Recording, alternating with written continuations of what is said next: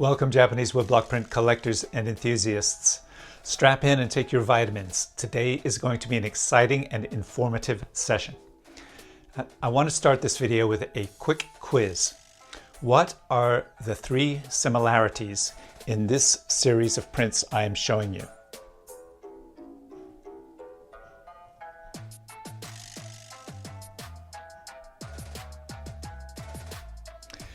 If you've guessed they are all landscape prints, you are correct.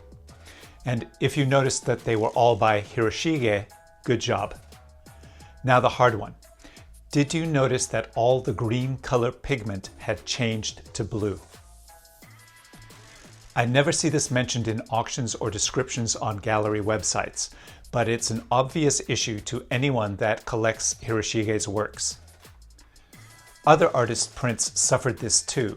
But today we'll use Hiroshige as our example, since landscapes require a lot of green. This blue shade is not to be confused with aizuri-e style, in which the prints are made in blue colors on purpose, like these examples. These types of prints became popular with the import of the pigment Prussian blue from Europe in the 1820s. Okay, back to our topic. It is true that most prints' colors will fade when exposed to light over time, but usually the fading just reduces the intensity of the color. But what we are seeing here is a shift from a green color to a blue-green color, and finally to a definite blue.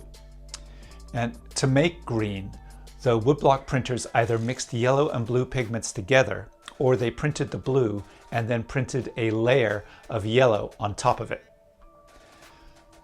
If the printer used a mineral called orpiment for the yellow color, on exposure to light, the yellow colorant eventually degrades and leaves behind the blue pigment.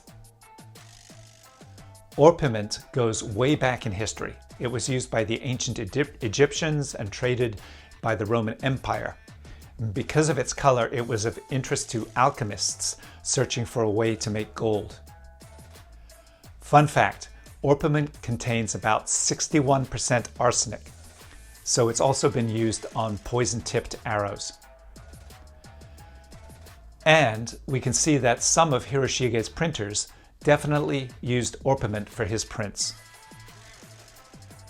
So let's talk about the main culprit here, our friend the sun. As print collectors, we all know to keep our prints out of direct sunlight, but indirect sunlight too can cause fading over time. So how much light should you expose your prints to? The American Institute for Conservation did a survey of the Metropolitan Museum of Art's Japanese print collection, and they came up with these exposure guidelines. No higher intensity than 10-foot candles, no longer than an average of 50 days per year at 10 hours exposure per day, and a maximum of 5,000 foot candle hours in 1 year. Now, I didn't learn about foot candles in high school. I barely learned the metric system, but a foot candle is how bright the light is 1 foot away from the source. And typically, different rooms in your house require different levels of lighting. For example, a kitchen requires a lot of light, 70 to 80 foot candles. A living room or bedroom, on the other hand, require 10 to 20 foot candles. And a hallway only requires 5 to 10 foot candles. So I hope that helps you visualize your space and the lighting required to display your prints. So, as collectors, we need to reduce exposure of our prints to indirect light, especially sunlight. And also as collectors, how should we view this naturally occurring discoloration? Should we accept it as a patina, something that any object will pick up over the years? Or as a deterioration that adversely affects the print's beauty and value? Me personally, from my collection, I'm fine with some amount of discoloration. How about you? What are your thoughts? Feel free to let us know in the comments.